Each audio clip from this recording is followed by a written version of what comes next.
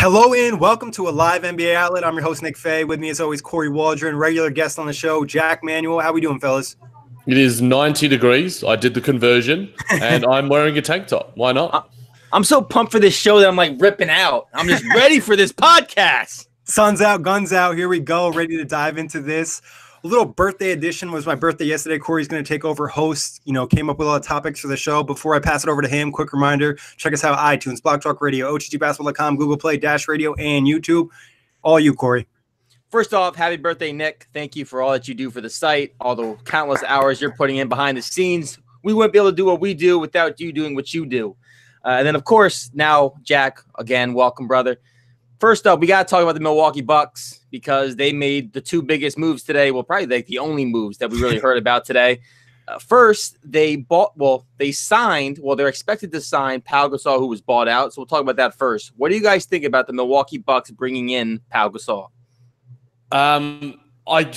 It's all right. I just don't understand what his role is going to be. I mean, I get that for him, it's a motivation to be part of something what could be pretty special, sort of 2014-15 Golden State Warriors sort of thing, a team out of nowhere rising from, obscurity, off the back of Giannis Antetokounmpo. But I don't know what role he's going to play, and I don't want to see him take away minutes from guys like, DJ Wilson, these sort of players who I think add real value. And whereas Gasol, in terms of the pace and space system that they play, and especially defensively, I don't think he adds much. So if he's there as a sort of veteran sort of piece, a la Jared Dudley, play a few minutes here and there, and then sort of just give them the motivation and knowledge of what it takes in the playoffs and to get that success, possibly even a championship, then I think his role will be valuable. Yeah, I agree with Jack. I think veteran presence, obviously winning a championship, having that experience can bring it to a young team that necessarily hasn't done that. They've been in the first round, but not in a deep playoff run. I think looking at the roster as well, they don't necessarily have a true backup center. So he's somebody who could come in if, let's say, Brook Lopez were to get into foul trouble and they really want to put somebody in there who's actually 7 foot and not play Mirotic or, Giannis at the 5. It gives him an emergency big to have, but I wouldn't expect big minutes. I think it's more of a veteran thing, like Jack said, and being a part of something. It'd be pretty cool if he got to match up with his brother in the conference finals. I saw earlier today that they were interested in possibly going after Marcin Gortat. So, but if you're looking at the Bucks and you're signing either Gortat or Pau Gasol, was getting Gasol the right guy to get between those two? Oh, no doubt. Yeah, he fits their scheme a little bit more too. Like Gasol's not an amazing three-point shooter, but he can shoot out there, and I think his veteran presence is a little bit better than Gortat, who was known for a couple years ago criticizing his own bench, saying they're the worst in the league. I don't think you necessarily want that with your squad. I think Gasol's a proven guy and can really bring something to that locker room. Yeah, I'm right there with you guys. I don't think Gasol plays a ton of minutes, probably 12 minutes a game, if that, maybe 15 if they really get in foul trouble. But he's really just there for the fact that he's been, he got 2 titles. He's been to the highest stage. So he's going to help. Because I don't think they have any other guys on this team who've won a title. I think he's the first guy who's actually been that far. And then following that, they just re-signed Eric Bledsoe to a 4-year, $70 million deal.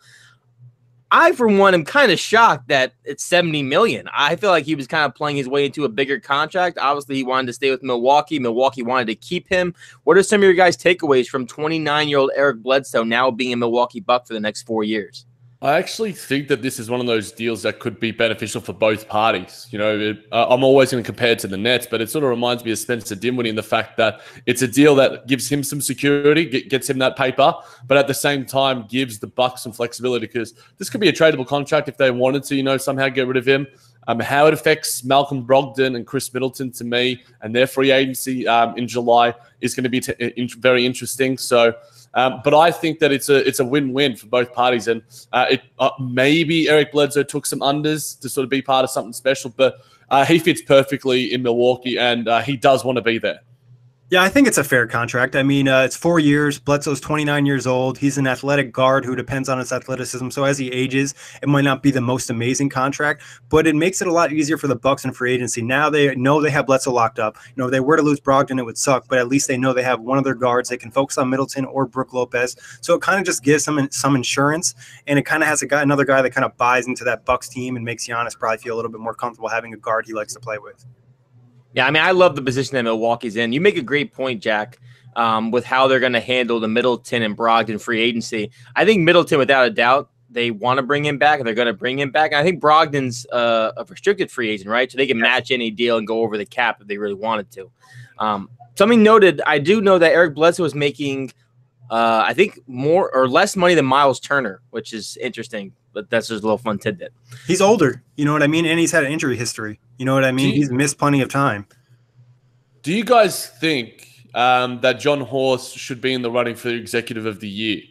Yes. Yes. And this is via our boy Kane Pittman, who appeared on the preview for the Milwaukee Bucks. He, hired Mike Budenholzer, signed Brook Lopez, traded Delian Henson, traded Thon Maker for Nikola Mirotic, signed Pau Gasol, and that got Bledsoe on that 4-year, $70 million deal that we've been talking about. So he's got to be up there. Yeah, I think bringing Coach Bud and Brook Lopez alone is enough to get him in the conversation. Then all the other moves you brought up, Jack, just kind of keeps pushing him to the top. Especially if they finish with the best record in the NBA, like he's right up there to win the award.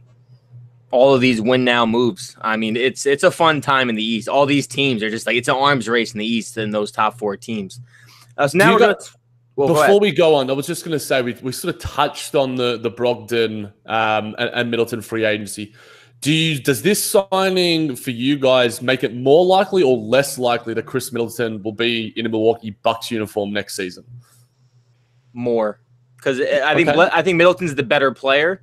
So if you're re-signing Bledsoe, I don't think you're going to want to shake up the guy who actually just got done making his first ever All-Star team in Middleton. I think it just shows that they're going to try to make a big 3, I think, around those 3 guys.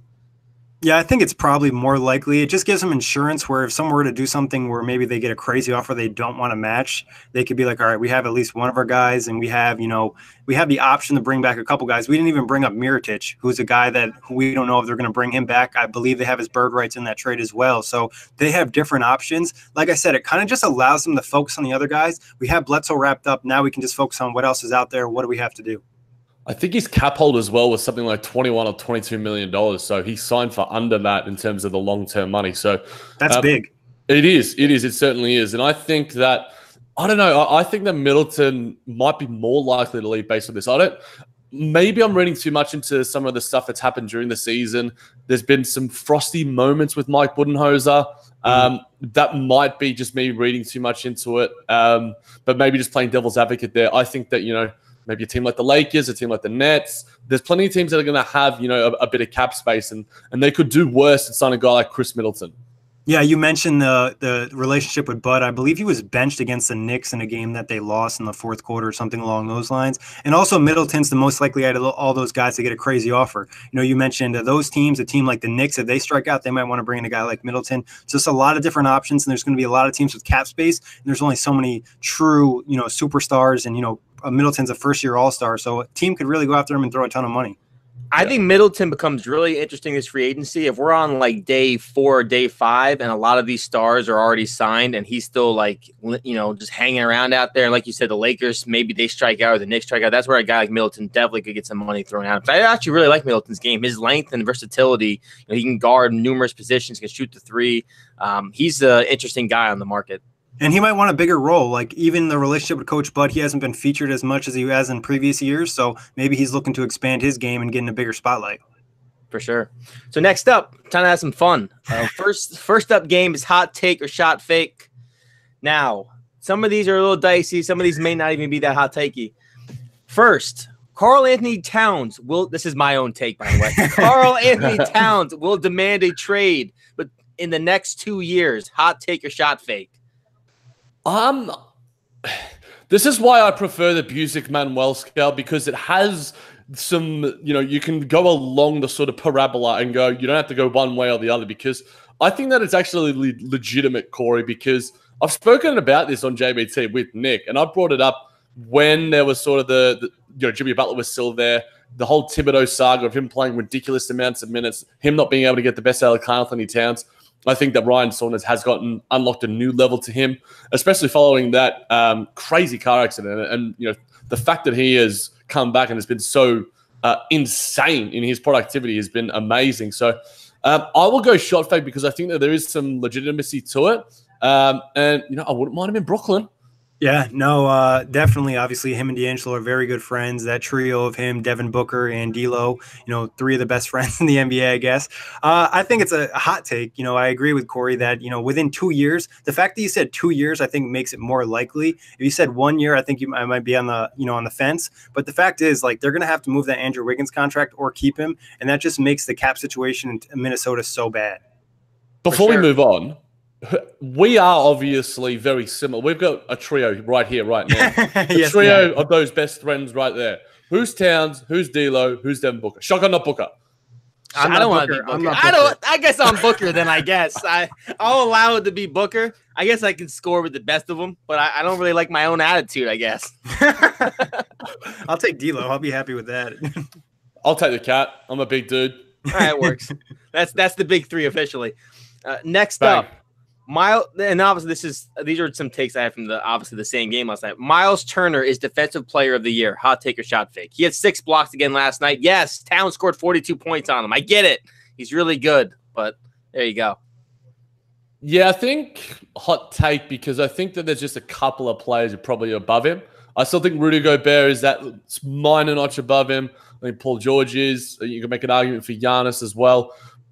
Miles Turner's easily top 5 in that sort of mark. So you could say shot fake, you could say hot take, but I think that the nuance to it is that he's had an incredible defensive season, and he is one of the sole reasons why, along with Thaddeus Young, who I think goes under the radar quite a bit, they have been tremendous defensively, and their identity without Victor Oladipo hasn't taken a step back in that sense. Yeah, I agree. And I think, Jack, you might get it backwards. Hot take is agree, shot fake is disagree. Hot take is agree, shot fake is disagree. Cool, yeah. Got it. But, I'm going to go with shot fake here. I think he's up for the conversation. I don't think he'll win it maybe after like another year of dominance. It feels like you have to earn the reputation, and then the next season you win Defensive Player of the Year. It's not like, all right, he's up for a candidate and he's going to lock it in. I just think other guys with respect around the league are going to get over him maybe next season, though. And I've been impressed. And you could also argue that maybe Thad Young being in the conversation hurts his case. Ooh, I would agree with that. Next up, Mitchell Robinson was drafted far too low in the NBA draft. Hot take or shot fake? I'm going to go shot fake because I think with these sort of bigs, and you sort of compare him to quite similarly to a Jared Allen, you just don't know what you're going to get out of him. Rudy Gobert as well. There's obviously those comparisons between a lot of those sort of 3 players. Clint Capella.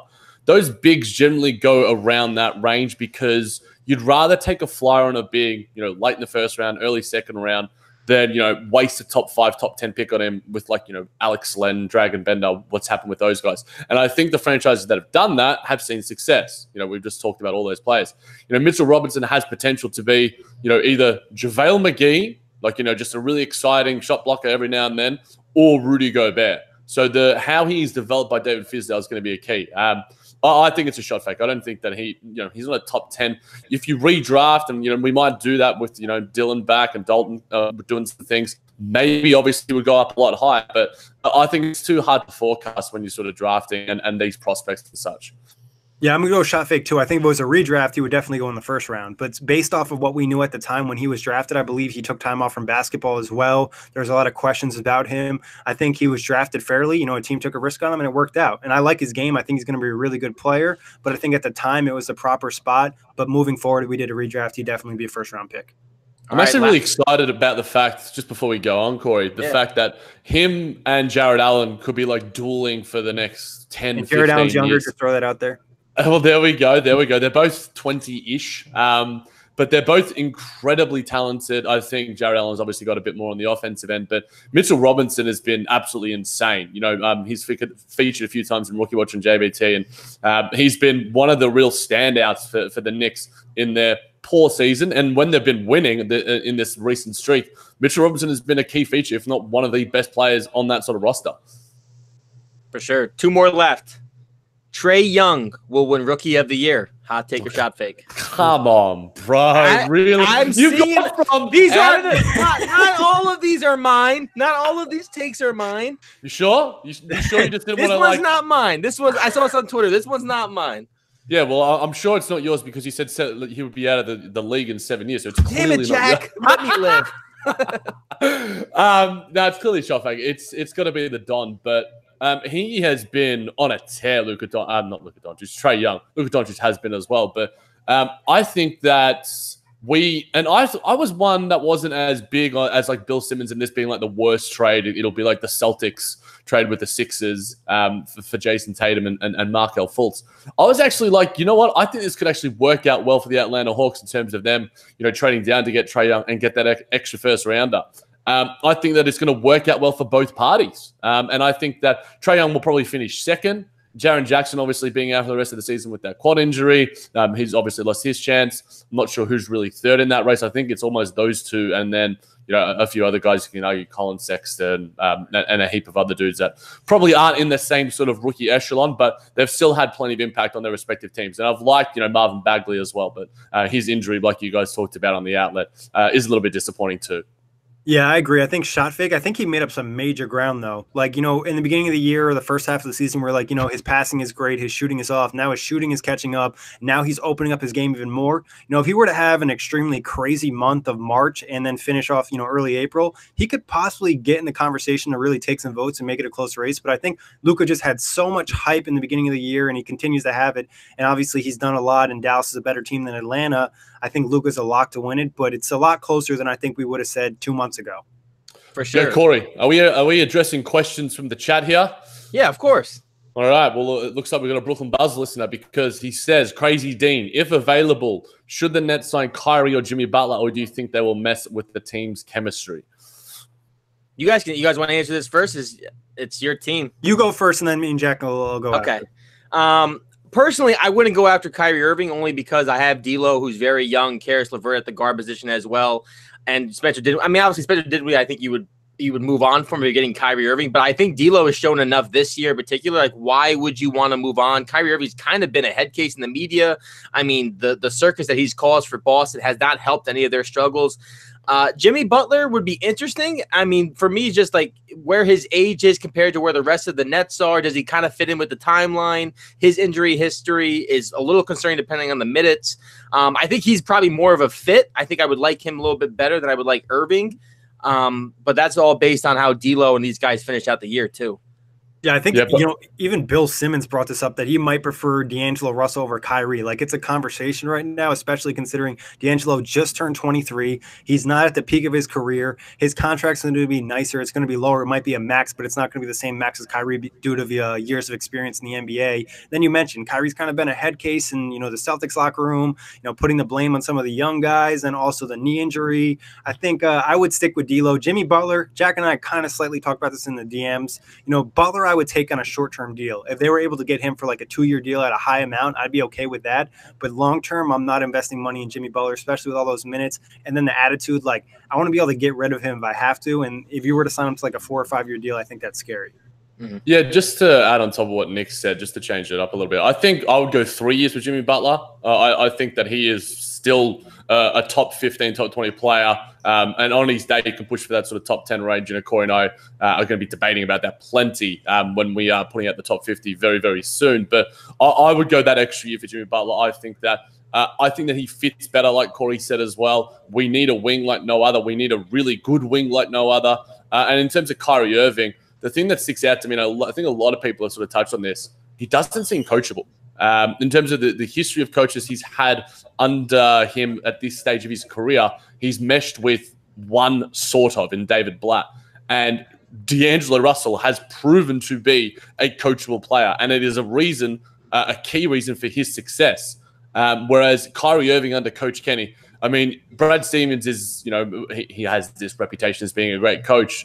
So if he can't sort of, pull the reins in a guy like Kyrie Irving, can Coach Kenny? I mean, I would back him in to do that if it were to somehow happen, if you get Kyrie Irving on the cheap or whatever might happen.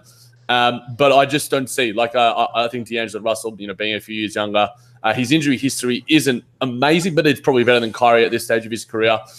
So yeah, I'd go D'Lo, but then Jimmy Butler on a 3-year, $30 million deal. I wouldn't hate if we were to give that to him, especially if, other teams and he were to take some unders with us and he were to buy into the system. I actually think that Jimmy Butler would fit well. I'm a bit higher on him than a lot of others. The one thing I can add to that too is, like, at this point, the conversation initially with D'Lo was he's not a leader. I think D'Lo has already kind of shown he's a better leader than Kyrie Irving at this point of his career. I mean, I don't know how much stock we can really put into that because of the situation, the expectations obviously for both teams are different. But I mean, D'Lo has kind of embraced a leadership role where Kyrie is kind of like embracing it, but at the same time, like doesn't really want it. It feels like. Yeah, I think D'Lo is taking more responsibility for, getting benched or not getting minutes or something. He, puts full confidence in his coach, or something bad happens for the Celtics. Kyrie is like, the young guys, or we saw him got mad at Gordon Hayward because he didn't get the ball against Orlando in that late game situation. So I think there's a fair argument there.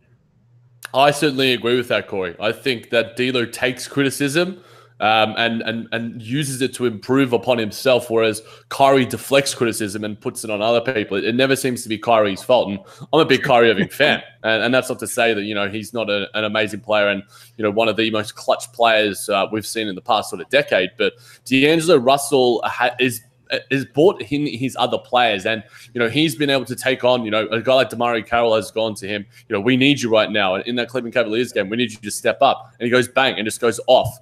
Whereas I think Kyrie Irving early in the season is like, we need more vets or whatever.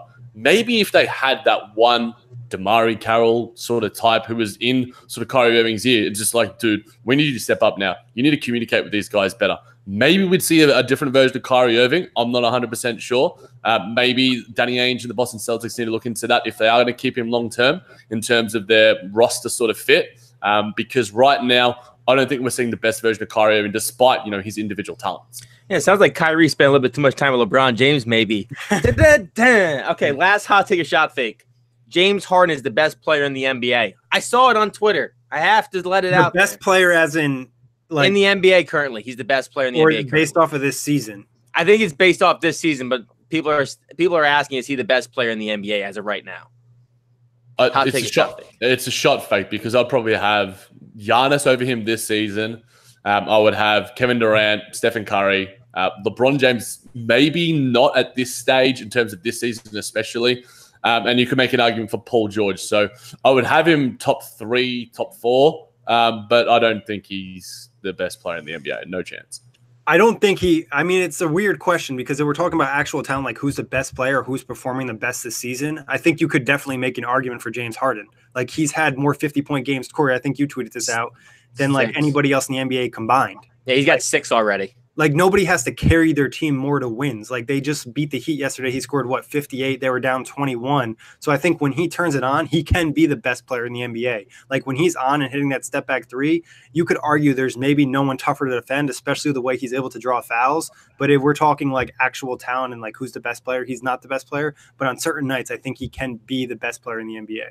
Yeah, ask this question again in April, May. And then if James Harden is still putting up 50-point games, he was across. I did a piece for Beckett Basketball across. The first games of playoff series, he's been tremendous. I think all of last year's playoffs, he had 40-point games in every game won, and then he tapered off quite a bit. He had his games here and there. So I think if he can maintain consistency, and with Chris Paul showing some nice production as well, I think that he has potential to change the narrative on him in the playoffs, similar to a Paul George, who I think has. After last sort of playoff P is like just the worst nickname ever. Yeah, Joe Ingles outplaying you, bro. Come on, man.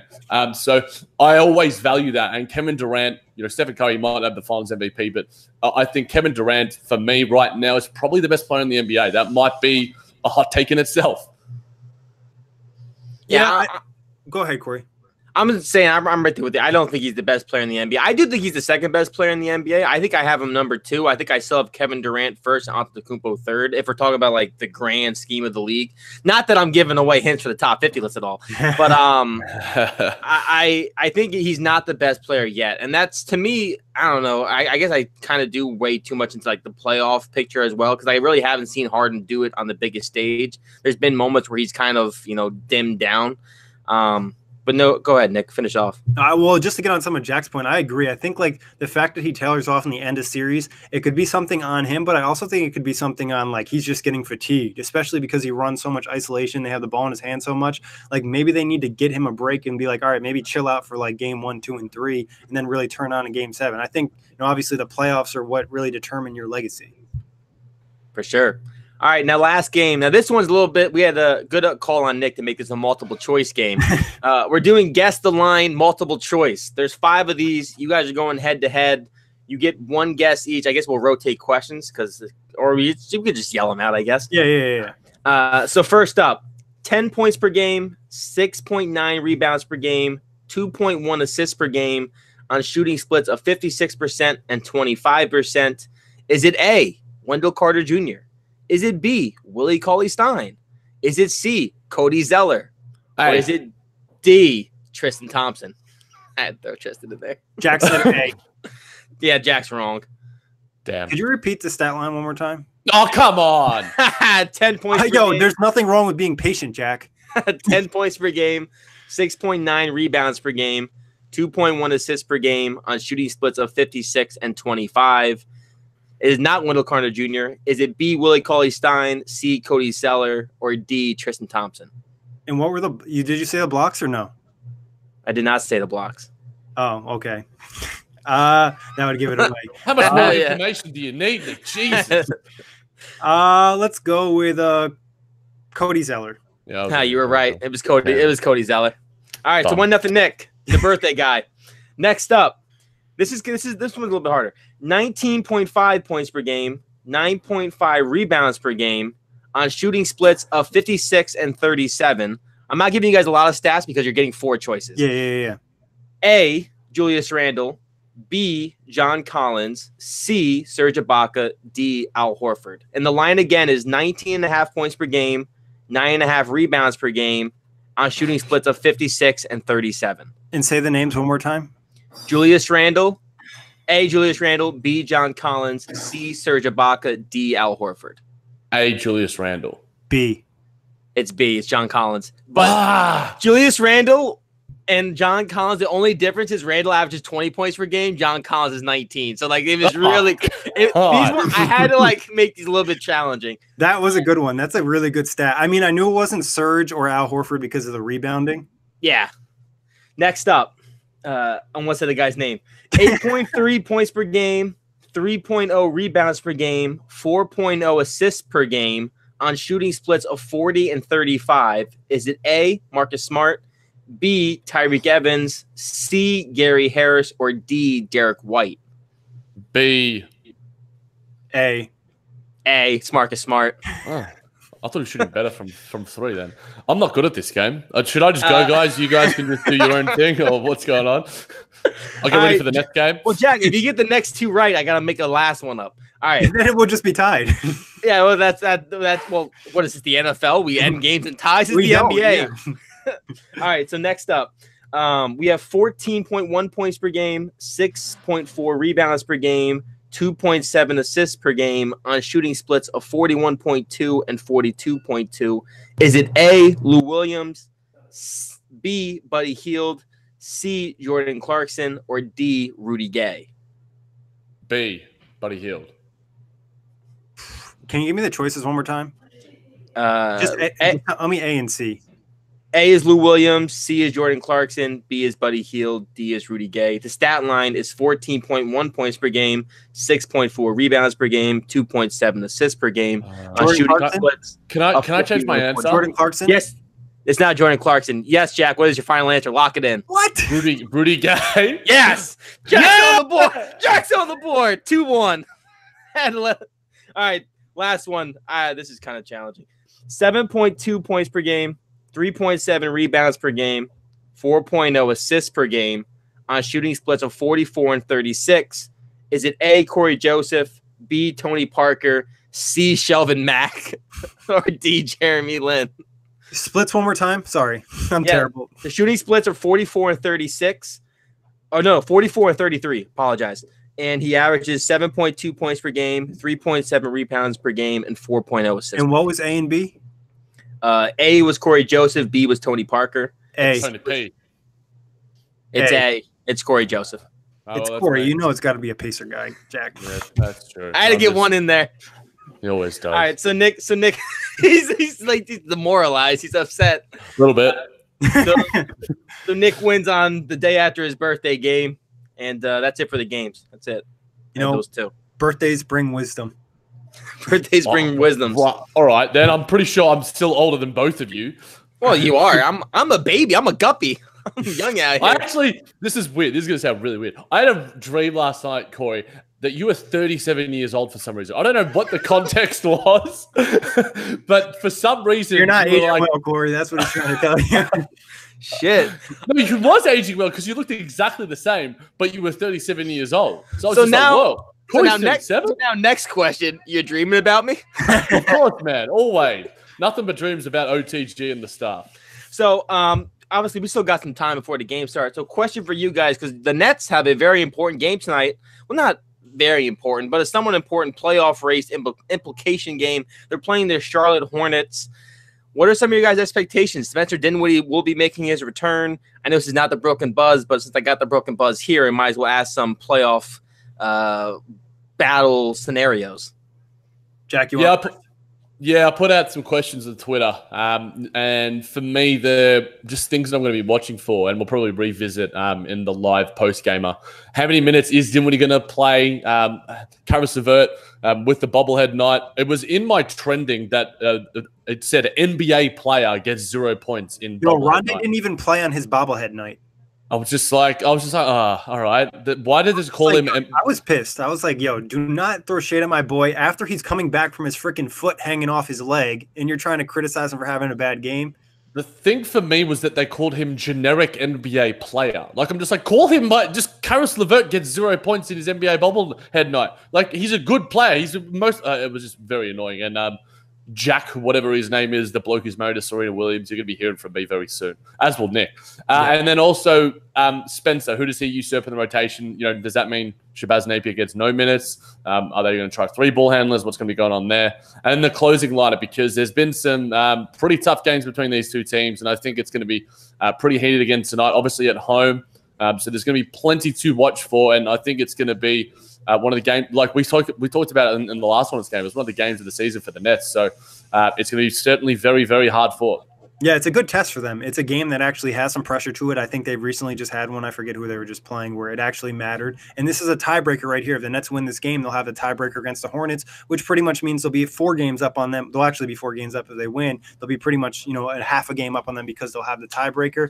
I think, obviously, Dinwiddie coming back, one thing I think is really positive, it was just his thumb. Conditioning-wise, he's fine. Kenny already said that he's going to play the back-to-back, so I'm looking forward to that. I'm interested to see where his minutes come. I think Shabazz is probably going to lose most of his minutes, if not all of them. And I think one key to this game that I'm going to keep an eye on is how the Nets defend, pick and roll, screens and whatnot, because Kemba and Tony Parker definitely got plenty of mid-range shots and knocked them down last game, even Kemba off 3-point shots. So getting around screens for the Nets guards is going to be huge tonight. We defended him so well in that first half of the – sorry, Corey. We defended him so well in the first half of the last game. So, like, if we can maintain that consistency and, defensive engagement, I think we'll be okay. And, we've talked about it at length in terms of how, the guards fight through the pick and roll. I think Caris LeVert will obviously play a role in that. And I think, Spencer Dinwiddie getting in does – hopefully it opens up looks for guys like Alan Crabb and Joe Harris, spaces that floor that little bit more. And, D'Angelo Russell has just been on fire. And, if we saw, the budding chemistry between Spencer and D'Lo, then Spencer got injured. Now we're starting to see the budding chemistry with Caris LeVert and D'Lo. And then, Spencer, how does that affect that chemistry? Are all 3 going to play at the same time tonight? That's, for me, is going to be one thing I'll watch for as well. Are all 3 going to be on the floor at once? Do the minutes get staggered? I know Nick's mentioned that in response to my questions. Coach Kenny, this is the healthiest the Nets have been this season. I think Puccio put out year, it's the healthiest they've been since Jeremy Lin 2017. Yeah. So Pooch put that one out. So it's been a long time, and it's a good time to be healthy because this is where we really need it. The Detroit Pistons are really hot. Andre Drummond, Corey and I have been debating about him in the top 50 as well. He's been on a tear. Blake Griffin has had one of probably the best seasons of his career. So it's going to be a hard-fought race, and these are the games that we need to win. And Coach Kenny mentioned in the pregame as well, the players understand that. So hopefully that motivation can translate to a 4-quarter performance. In a really poor performance against Washington, I expect them to come back out, bounce back with some energy. And in touch on what Jack was mentioning, I would expect us to see Caris, D'Lo, and Dinwiddie at least for a couple minutes. I don't know if we'll see them for a long stretch, but he did like to play them together early in the year just to kind of get a feel for that. Arguably the Nets' 3 best players. So if you can get them to have some nice chemistry, that'd be huge. Definitely. Now, for everyone listening, be sure to check out the Brooklyn Buzz following that game. Nick and Jack will be going live to discuss what happens in that game. Hopefully, D'Lo goes off. Hopefully, Spencer has a nice return. And hopefully, Jack doesn't dance like that live on that show. Two more questions. When there's two people on, you can't see it when the other person's doing stupid things. But when there's three, I like to do more stupid things. So you can see me down at the bottom right-hand corner. Fair enough. Now, last two questions before we get on out of here. Because we actually didn't talk about this. Pau Gasol being bought out by the Spurs. Does that mean the Spurs are going for the playoffs still? Or does that mean the Spurs are looking to take a step back? I think that Jakob Poeltl has been better in their rotation anyway, and the fact that he has finally sort of solidified his spot as that sort of second big behind, LaMarcus, it just proves that I don't think the Gasol leaving or buyout indicates necessarily anything, because they're going to continue that streak. I think that they are still in a better spot than the Lakers, probably the Clippers, maybe not the Clippers, because who knows what can happen with them at the end of the season, and the Kings as well because of their records. But I think that the Spurs are in a fine spot to stay in the 7th or 8th seed. I prefer them 7th because I'd rather the Kings get the 8th, and so they have a 1-8 matchup with the Golden State Warriors. But I think that this move doesn't necessarily indicate any sort of indication of where they want to quote unquote, tank out of the playoffs. I agree. I don't think they're trying to tank out of the playoffs. I think it was just like, Pau, we're not going to give you any minutes. Milwaukee might give you a few. We're not going to give you any. Like Jack was saying, Poeltl's kind of found his role there. So I don't think that they're going to try to miss the playoffs. And to be noted, also tonight, the Clippers and Kings also play tonight. That obviously is a big playoff implication game. Last question. The Boston Celtics currently are riding a 4-game losing streak. They play the Washington Wizards tonight. They have the longest losing streak currently in the NBA. Does it go to 5 games, or does it end tonight? I would absolutely love it with the history that these two teams have. If this version, literally version of the Washington Wizards team would beat the Boston Celtics, it would almost be like a reversal of roles. That would turn into, the calamitous situation that is happening in Washington right now.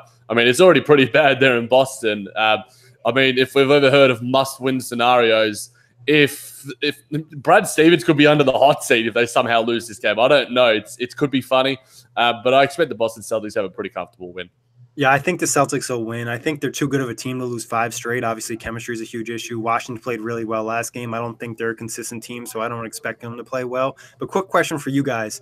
Has this season hurt Brad Stevens' reputation as a coach? I know last year people were saying, I would take him over any player in the NBA, or he's the best coach. What are your thoughts on him now after a season like this so far?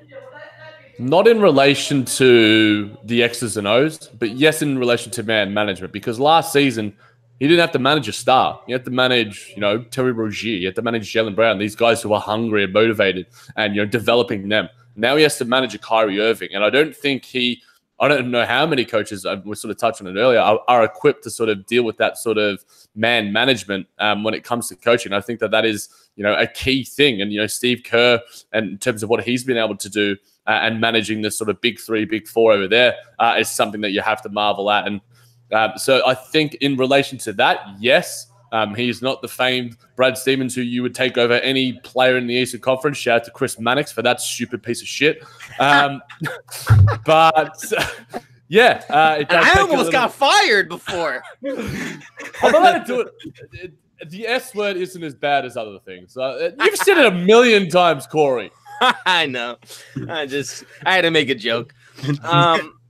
Definitely back to the Brad Stevens question. I got to recuperate. He's definitely I think you made a great point, Jack. We saw him last year coach a bunch of kids realistically, and nobody with a huge ego, no star. So we got to see him really have control over the roster. And when you have a star in a guy like Kyrie Irving, obviously Hayward 2 is now back, and you're trying to manage egos. You got the expectations, and things aren't going your way. I think he's still a good X and O coach, but as you said, I don't think he's great with big egos. I don't think he knows. I don't think Brad Stevens demands respect from a guy like Kyrie necessarily. And I'm not saying I got no idea if that's true or not. But even just some of the questions with Kyrie Irving post game, where they've asked him, "What do you think about blah blah blah?" He's go, "Oh, it's Brad Stevens' job," and certain snippets like that to me are like jabs at the head coach. So I think he's definitely lowered. I think he's probably still a top 10, maybe number 5 in top 5 coaches, but I don't think he'd be in my top 3 as of right now. Yeah, I think Jack, great point. X's and O's, I don't think it's changed on him. Like, he still runs some great sets and plays. Also, the players just haven't executed. But in terms of managing personalities, I think he's taken, an L in that category this year. Not only just Kyrie, because Kyrie played most of last season. Like, he did miss a big chunk, but he played a lot of the season. I think it's, bringing Gordon Hayward. Now you have all these personalities, and there's only so many minutes, and you have a talented roster. It's like, he hasn't been able to find that combination. He still has time, obviously, if they win a chip or they even go to the finals or have a really good Eastern Conference Finals. We'll forget all about this conversation. But if they don't, I think it brings up some questions about his ability to manage relationships.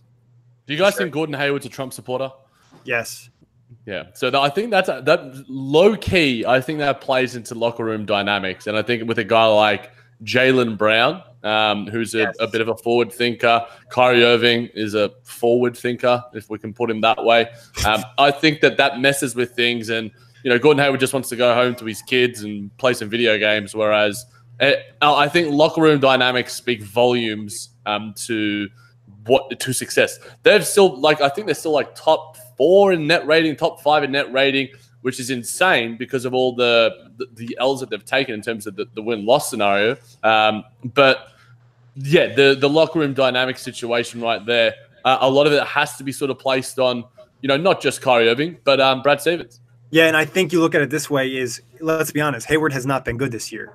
He's not been a great player. He's taken minutes away from guys that probably are playing better than him, and he's Brad Stevens' guy from college. So now, you look at it as he's playing favorites. He's wanting Gordon Hayward to do this when maybe he doesn't necessarily deserve those minutes. And it's just a weird situation because they had so much success last year without Hayward. I didn't even think about the political aspect that something like that could have on a locker room. I'm really hoping Gordon Hayward's not a Trump supporter, but his wife donated to Trump's campaign or whatever. Oh, that's not good. Yeah, and then I think the whole dynamic. Most years politics don't matter, but the way that Donald Trump is just a terrible president doing all these things, anybody who's in the NBA is probably offended if you're supporting Donald Trump. It's not just the Celtics locker room; it's probably almost every locker room in the NBA. For sure, especially how he's come after certain guys in the NBA, like LeBron James. He's obviously come at him. That's an interesting dynamic that could actually have a major effect. I didn't even think about that, Jack. Good point. Yeah, so I think Jack coming with the heat. So I think that's going to wrap it up for this live edition of the NBA Outlet. Be sure to follow us on Twitter at OTG Basketball. Check out the brand at OTGBasketball.com. Follow us, subscribe to us on iTunes, YouTube, Blog Talk Radio. You can follow me on Twitter at KWallHoops, KWAL Hoop. You can follow Nick on Twitter at OTG_Nick. You can follow Jack on Twitter at the JBT. Anything else you guys want to plug? No, Corey, I just want to give you a shout out for nailing the outro. Yeah, nice. I've heard it 160 times now, so I think I should be pretty good at it. All right, guys, great show. That wraps it up. And be sure to check us out, like Corey said, on all those platforms. And Jack and I will be going live for the Brooklyn Buzz post game.